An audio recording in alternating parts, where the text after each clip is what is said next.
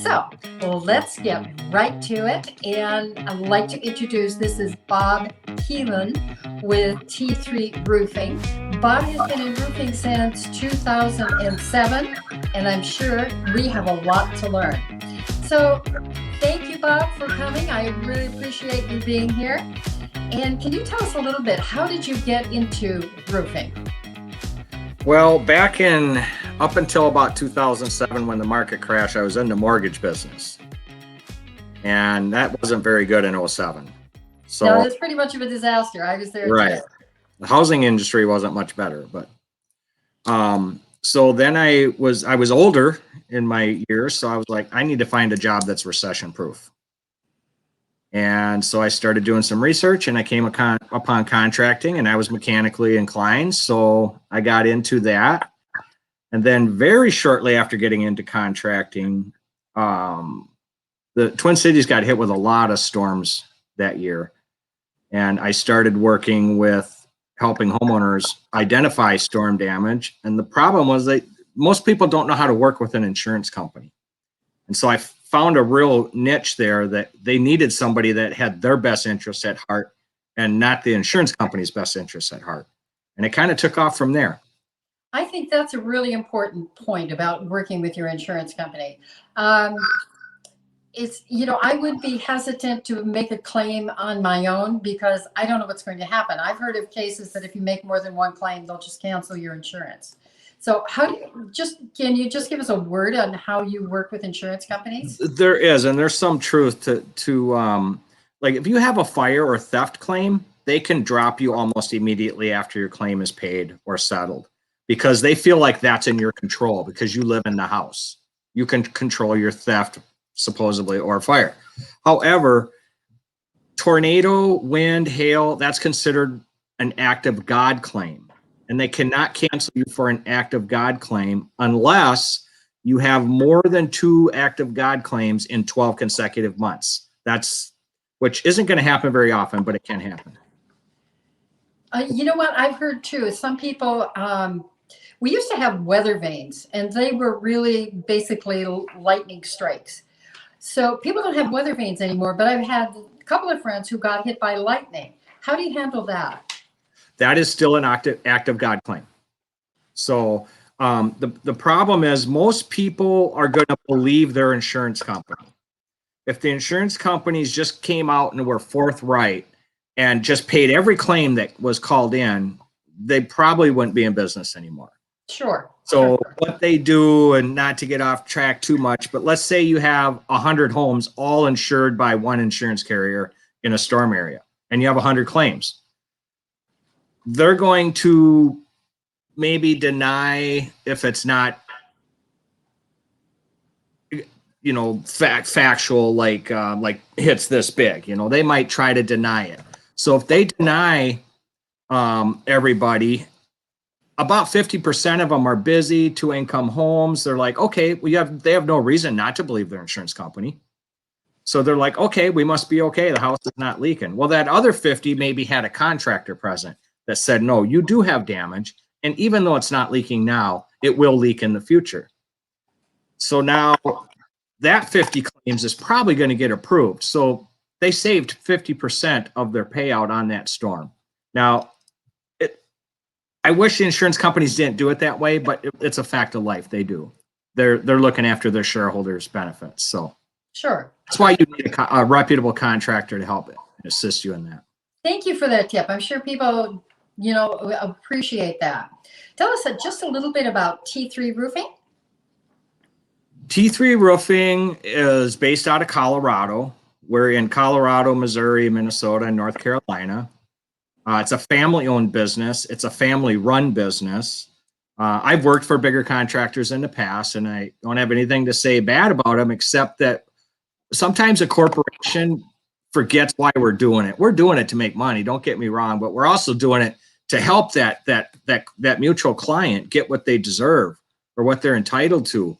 And sometimes when the corporation gets bigger, they kind of forget who the little people are. They forget where their bread and butter comes from.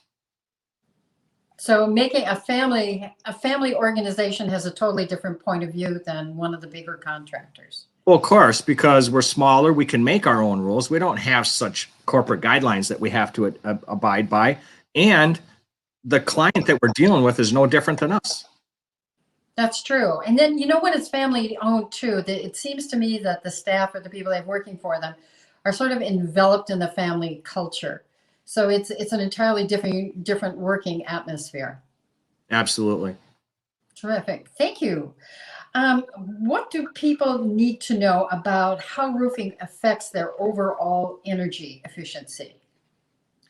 Well, the roof is the envelope of your house, per se, if you will. So like the tires protect your car from the road, the roof protects your home from everything from water to wind, snow, sunlight, etc. So what most people don't understand is you can have the best product, the best roofing product on your roof, but if you don't have the proper insulation and or the proper ventilation, your roof is going to cook itself. And it's kind of hard to explain, but if you don't have proper, if you look at the diagram, the soffit, the air comes in and goes up through your roof and out the top. Now this is a ridge vent. Most homes have turtle vents, which are just 3, 4, 5, or 6 vents across the gable, but a third way down. Well, that works okay, but now a third of your roof up top is hot. So you want, in the summer, you actually want warm air coming through your roof, which insulates your ceiling inside your house so that when you turn your air on, you have a barrier so that it keeps it cool. If it's too hot up there, that when you have the air on, it'll just keep being on because it can't keep up. So you have to have that medium. Okay, go back. I have a story and a half, and I have the turtle things that the squirrels have eaten, as you've seen. Right. This. So, what should people know about that? This is news to me. I don't quite understand the whole concept. Can you go over that in a little more detail? Yeah. So if you pull that picture back up, a ridge vent is a hole, a 3-inch slit cut across the top of your roof, or top of your ridge. Okay. It's usually made out of like an ABS plastic. It has like a foam inside of it, like it would be like a scrub brush foam almost. So it's air out, but it won't let water in. It won't let bees in, let flies in. So so this works for single level living, story and a half, and 2-story properties. You could put that on any house that has a ridge. Okay. Terrific. Do inspectors know this? Because sometimes I don't always get exact information from inspectors. I think sometimes they're not aware either. The average inspector, I mean, there's nothing wrong with turtle vents. It's just not as efficient. Most of the new homes that are built don't have turtle vents or turbine vents, put on them. They use ridge vent. Now, when we put an older home, we advise the people, we would like to put a ridge vent on your house, and then when we take the roof off, we box in where them turtle vents were, and then just put a ridge vent in, because it's way more efficient. You have less holes in your roof, which is every hole you put in your roof is a possible way to leak in the future. Well, does that help stop ice dams? The ridge vent will, because of the ventilation, but there are a few more steps as far as underlayment and we're going to get into that because every house in South Minneapolis is full of ice dams all winter long. Right. We can talk about that, but there are simple ways to take care of that. Wonderful. Great. What is it that most people don't know about the proper insulation of the roof? I have no clue. So tell us about insulation. Insulation, basically what insulation is doing is it's keeping your living space at a different temperature than your attic space. If your attic space is too hot or too cold, your furnace and or AC will not work correctly. It'll have to keep going and going and going. Now it sounds, I didn't know that. In the summer, you want your attic to be warm, not hot. A big mistake a lot of people make is, let's say they want to put an exhaust fan in their bathroom, but they don't want to spend the extra money to make it go out their roof like they're supposed to. They'll vent it into their attic. Oh, I have seen plenty of that. Now what happens is a year or two later, they're like, my AC bills are going up. Now they're air conditioning their house in the summer. Somebody leaves that fan on. All you're doing is putting cold air into that attic space, and it has to be warm, not cool. So not to mention in the winter when you do it, it frosts up your attic. And people, I've been called out to homes in the winter that are leaking. The roof's not leaking. It's all the ice crystals and moisture from their exhaust fan, either the bath vent. Right. being vented into the attic. You know what? That's such an important point. Sometimes people don't know. We don't know what we don't know. And the bath vent is vented into the attic instead of through the attic. I've had several cases where we've had to have it revented. And yes, that humidity piles up to the point where sometimes the insulation in the attic was absolutely soggy and had to be replaced. And hopefully a building inspector would, or a home inspector, I should say, would point that out to you, because it's not. Oh yeah, that they usually catch. They usually do. Thank you. Tell us a little bit about what are the different kinds of roofing materials that are appropriate for Minnesota or the Midwest, and the benefits of each. So still the most affordable and highest quality roof for the money is still asphalt shingles. And asphalt shingles have come a long way in the past, even 10, 15 years. They used to all kind of be the same. They used to be 25 and 30-year shingles. In this market, if it's built correctly and you have the proper underlayment and insulation and ventilation, your asphalt roof will probably outlast the manufacturer's lifespan that they give you. Another thing is they come out with something new on asphalt shingles almost on a yearly basis. And there's three to four main manufacturers. If one comes out with something, the next year somebody else is going to come out with that and make it better. So now we don't have 25 and 30-year shingles anymore. Pretty much any shingle that you buy new today is going to be a lifetime shingle. And the definition of a lifetime shingle is a shingle that's warranted for 50 years. So pretty much anything you put on your house now is going to be a 50-year shingle. Okay, can I interrupt you here? Sure. A couple of years ago out in Forest Lake over on the east side of Minnesota, there were terrible winds, and I negotiated 3 different roofs, for different clients on there. How do you know what do people need to know about that underlayment there? So if I hire a roofing company, how do I have a clue that they're doing a good job? Boy, you don't unless you talk to somebody that they've done business for already, possibly. Okay. Watch them, or ask the right questions. Are you going to remove all of my roof down to the decking? And that's a contracting term. Decking is basically your roof, your wood on the roof. That's The problem is some contractors will try to save a little money, and they'll leave, like the ice and water is a peel and stick. It sticks on the wood, and it's sometimes hard to get off, especially on an older home. But it has to come off because if you reuse it, it's already been through its lifespan.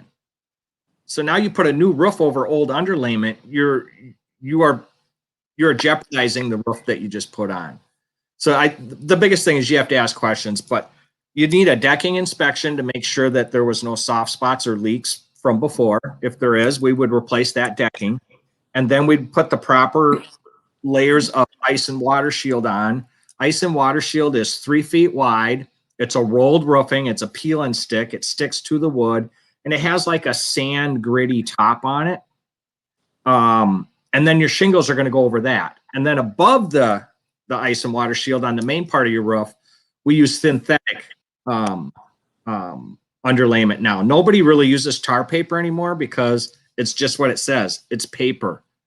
So if you have paper with tar on the sides of it and you get moisture in between your roof for any reason, it stays wet for months, if not years, because it has nowhere to dry. Where the synthetic underlayment is like a windbreaker material. It will never get wet. Wow, that's a big difference. Thank you. So those are questions that people should ask the roofing company before they start work on that, or before they sign a contract. Absolutely. Right? Okay, terrific. And then it's not bad to just to say, hey, do you have some people that you've done work for in the area? Can I talk to them? Okay, some references. Absolutely. Absolutely. And you have some notes about here, the current R factor. Could you talk a little bit about that for asphalt roofing? Yep. The asphalt roofing you put on now, they're all going to be the same. They're all going to be pretty much the same thickness, same warranty. And the underlayments are all pretty much the same as long as the contractors are using synthetic and a good ice and water shield. But your R factor comes into play again to separate that living space to your non-living space. That non-living space is an envelope that if you have the right R factor, you're going to keep your cool in the summer and your heat in the winter. Okay. Factor Right. just went up again. So the average R factor is what, 38 to 49 right now, if you have it on your ceiling. If you're in a vaulted roof system, like maybe your 1.5 story is vaulted and you're making a living space out of it, putting insulation in the actual rafters of your roof slope, that has to be up to R60, R49 to R60 now. Really? R60 Yes. is outrageous. And that's R60. These ratings are energy saving ratings. I don't know the exact term for it, but the higher the number, the more energy that you're saving. Is that pretty close? It is, but it also means the more insulation. But just like the roofing material, the insulation products now, I mean, to get an R60 15 years ago, you'd need darn near 2 feet of insulation. Whereas products now, you can do it in 8 inches with a different product. Oh, okay. That's really good to know.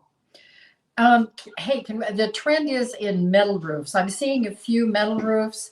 They're coming into style, not just for commercial, but also for residential. Can you talk a little bit about the efficiency of those? Metal roofs are a great way to roof your home. It's probably going to be the longest lasting roof you ever put on your home. It's also probably going to be the most expensive.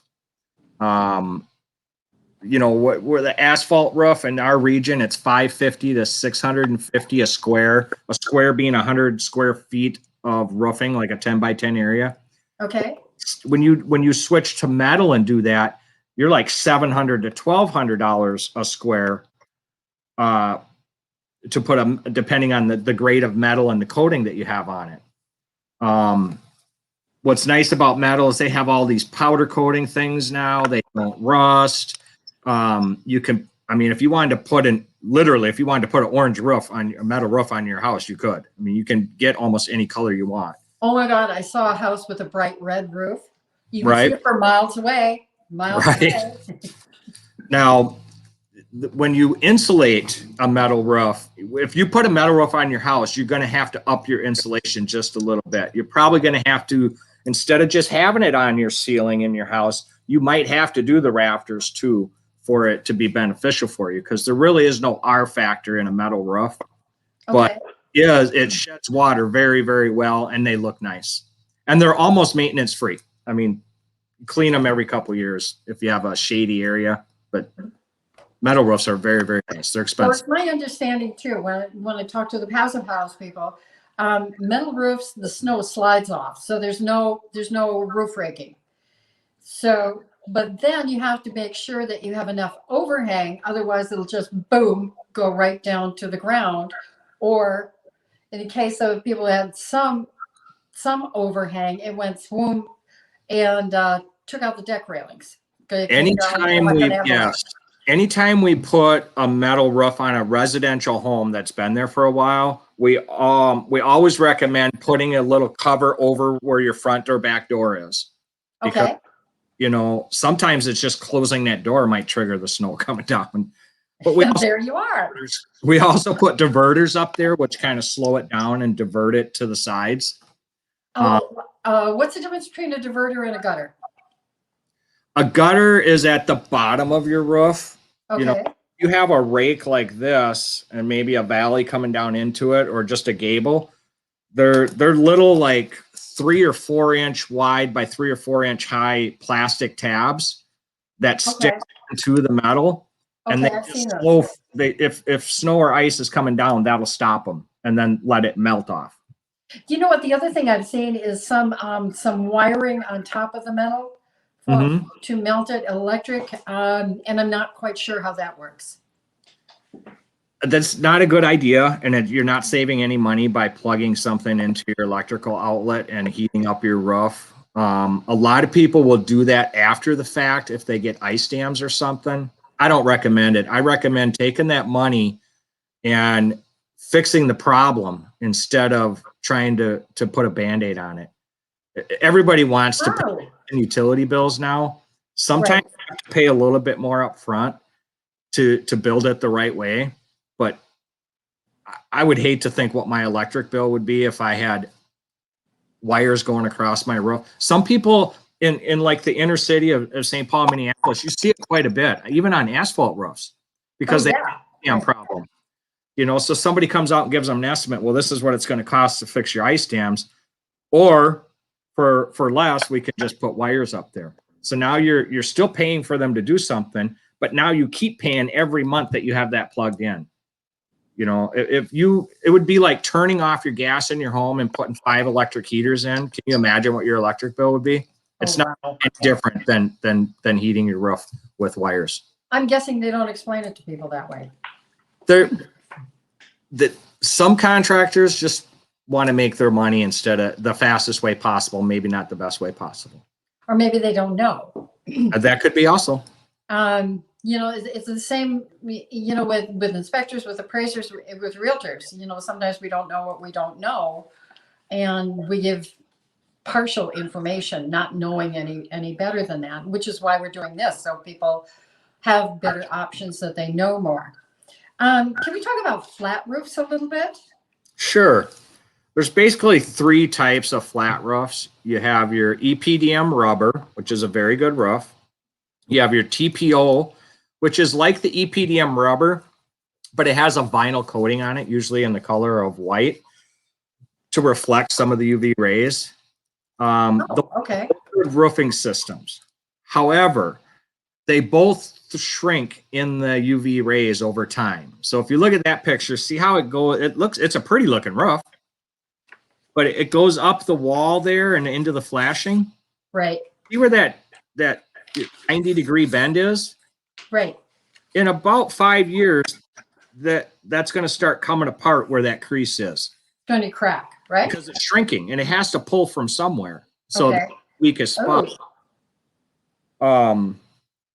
And a lot of people don't know. And that TPO, that is a good roofing system. However, it will also shrink on the seams because of the UV rays.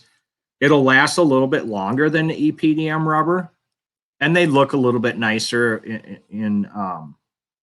you're in a high-rise building and you're looking down at an EPDM white roof, it looks better than looking down at a black roof. So, well, is the black roof would be more absorptive of sun and heat, right?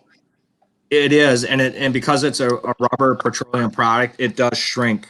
I forget how much a year, but it's a certain percentage per year. And what about standing water on some of those roofs? So everybody thinks rubber is waterproof. It's not.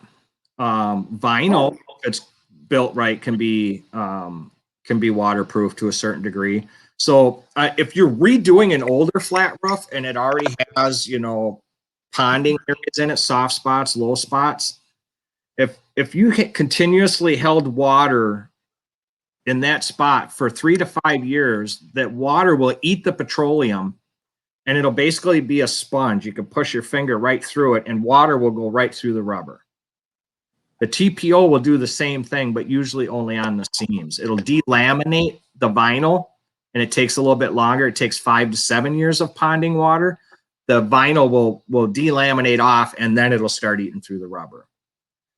Well, So, some people have, I have a tuck under garage, so it doesn't affect, mhm, but some people have the tuck under, but they have a flat roof over it where you can put decking. sure. And I've had cases where the roof under the decking was gone. It was just gone. Everything was, and then everything was dripping. Right. So that could have been an asphalt roof. It could have been TPO, or it could have been rubber. However, with it being underneath a deck, that water and moisture is always under there. And it, like I said before, it don't take long, 3 to 5 years, and rubber with water on it, rubber will be compromised. It's like a sponge. What we do is we use what's called a high solid 100% silicone liquid product. And we would prep that surface and then put liquid silicone down. And when it dries, now your roof is completely seamless. And silicone, the 3 silicones I use, have a ponding warranty from the manufacturer for 50 years. Wow. So now you do that, and then you put your deck on top of it, whether it be floating or on runners, and you'll never have to worry about a leak again. You can enjoy your deck. Well, when you do that too, is there some, the old homes used to be built with weep holes for it to drain. So how is it drained today? You mean the walls? No, the flat roof. Flat roof. The flat roof? Drain a flat roof. You have to have a slight pitch in it.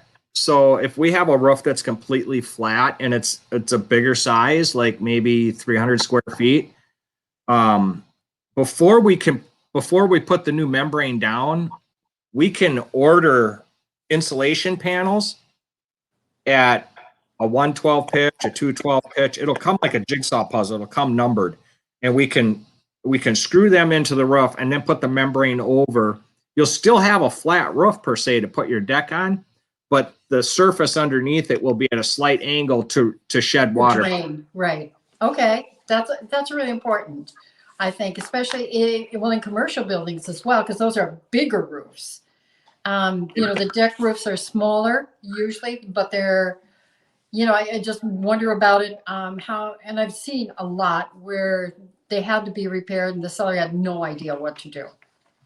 Exactly. And then if it has like handmade weep holes for the water to come out, we'll check to make sure they haven't been compromised by, dry rot or whatever, if they have to rebuild them. But then we'll prime them with a 2-part epoxy primer and coat them with silicone also. So when the water comes out, it can't get into the envelope of your house. So how long would the life be on a silicone coating there? 50 years. Okay. Wow. That's pretty good. So let's talk about roof replacement. When you go through the Twin Cities or even the suburbs, you'll see a lot of them are asphalt, but sometimes we see different kinds of roofs.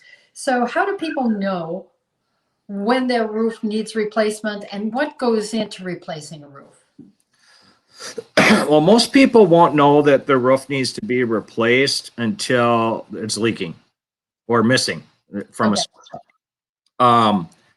What I recommend is if you are in an older house with an older roof, any good contractor will come out and do a free inspection for you and just give you their life expectancy of the roof, or maybe in 3 years, save up. Maybe in 3 years, you're going to need a roof, etc. But what goes into doing a roof is, again, you need to take all of the old material off. Some of these houses, like in downtown Minneapolis and St. Paul, I've literally taken roofs off that were 40, 50 years old. They fall apart. Seen those. They fall apart in your hand when you take them off. Absolutely. They're no longer doing anything for you. But it's the preparation. It's like anything. It's the preparation. So remove everything off the roof. Inspect. You mentioned something to me before that you as a contractor cannot put a second layer on. Yes, a contractor in the state of Minnesota and most states, if a homeowner wanted to save money and just wanted to put an additional layer on, he would have to do it himself. And he is allowed to put up to 2 layers on his house if he does it himself. If he hires or pays a contractor to do it, a licensed contractor cannot put an additional layer on. It's not allowed. It's against all the statutes and the building code. And that's for the health of the roof, or to seal the envelope? The reason that rule is there is, I don't know if you ever lifted a bundle of shingles, but they're heavy. I mean, when you put so now you have twice the weight on your old roof, and you don't even know what your underlayment looks like because you haven't taken the old shingle off. You don't know what your decking looks like because you haven't taken anything off. You're not doing yourself any favors by adding a layer without doing that. It's very dangerous for your home. Well, I'm sure too, you know, if you're looking at an older roof, let's say 30 years plus, and we've all seen those roofs, the way or the technology that they used to install is vastly different than now. Mm-hmm. It is. Our underlayment has come a long way. Our ventilation has come a long way. Back in the day, I mean, some of these homes in St. Paul, Minneapolis, their ventilation was a vent on each side of your gable, not even in your roof, on your house. I don't know why you sound amazed. That's normal to me. Right? But we didn't know what we know now back then. So that was exactly a good idea back then. Now ventilation is the keys. Using the proper underlayment, like ice and water shield. Ice and water shield basically is used on your gable where your roof comes down. So let's say you have a 2-foot overhang. That part of your roof is cold in the winter. That ice and water shield has to go 24 inches past your interior wall. Now it keeps that the same temperature. That eliminates ice dams because it's not allowing that roof to get cold. Okay, that makes sense. You don't have a warm roof and then a cold roof. You have a almost consistent temperature roof. And because it's rolled roofing and 3 feet wide, if water gets on it, it'll shed out. It can't get in it. Some of these old homes that we do that haven't had a roof on them in some years don't even have ice and water shield on them. They just have tar paper on them. And I would guess most of them. And like we do some homes, we do a few a year in St. Paul, Minneapolis, where we take the roof off and the tar paper will almost blow away in the wind. It's so old because it's just what it is. It's paper. Like if you ever done a reconstruction on an old home and they use newspaper as insulation, if you ever touch it, it falls apart. That's how the tar paper is over many, many years. With advertising from 1929. Right. Right. What are some of the most common misconceptions that people have about roofing? The biggest one is people think a roof is waterproof. Your roof is not waterproof. If you tipped your roof upside down and put it in the lake, it would sink. The definition of a roof by Wikipedia and the building code is a roof is the top covering of a building, including all materials and constructions necessary to support on the walls of the building or on the uprights, providing protection against rain, snow, sunlight, and extreme temperatures and wind. A roof is part of your building envelope. What is a roof designed to do? A roof is designed to shed water as efficient as possible. So there is no such thing as a waterproof roof unless you turn to a silicone roofing product. Okay, but the roof does keep the water out with all of the layers. It sheds it down. If it's built correctly, correct. Right, because if it's built, you know, at an angle, it will shed the water off. And that's a problem, of course, with the flat because sometimes there will be ponding on there. Or in the winter, and you know, while I'm at it, what about roof raking? Do you like roof raking or no? In some cases, it's necessary, but keep in mind, every time you scrape metal across your roof, you are taking granules off that roof. Right. The granules on your asphalt shingles are basically reflecting the UV rays so it doesn't eat the tar inside the shingle. So once the granules start coming off your roof, now the UV rays can eat that tar over time and take many, many years of life off the expectancy of the roof. Roof raking, if you have the right insulation and you have the right ventilation, you shouldn't have to roof rake your roof. You know what? That was really my thought. I have a few neighbors who do it, but my thought is they're really damaging the roof, or they can damage the roof, you know, by scraping it down with metal. They are now. There are some roof rakes out there that are plastic with a sleeve. I don't know if you've seen them. But it goes up and there's a sleeve, and then the rake puts it onto plastic and drops it off your roof. So if you really had to do it, I don't know the name of it right now, but that's Okay. the use. So what changes are you seeing in the roofing industry as far as, the kind of materials, the energy efficiency? I'm sure there are changes because there are so many different products coming out. Well, you have the manufacturer of the asphalt shingles using, instead of painting the granules, they're ceramic coating them to make them last longer. But that also reflects more of the UV rays, see? Does that add to the weight of it? Huh? Wouldn't that add to the weight of it as well? It might a little bit. I don't think it's going to be anything to be concerned about. But and some of them even have a zinc coating inside of them. Every year they're trying to make their products as energy efficient as possible. The old saying was, you get 20 years out of a roof. Now people are trying to get 50 years out of a roof. But if you're going to put a 50-year roof on, I want to save money too. I want to save money in the long run. So I want to put the right roof on. So the best resource to find out whatever product you or your contractor decide to put on your home or business is go to www.energystar.gov. Oh, I'm so glad you brought that up. You can, almost any product that you're going to put on the exterior or interior of your home for that matter is labeled there, and it'll give you an energy rating number. And sometimes if you put in your region or your zip code, it'll make you aware of any energy rebates that the government might have, maybe a local utility company might have. Sometimes a utility company, depending on what you use, it's not so much in Minnesota, it's more the southern states, but if you use a certain product with a certain rating, they'll give you a rebate.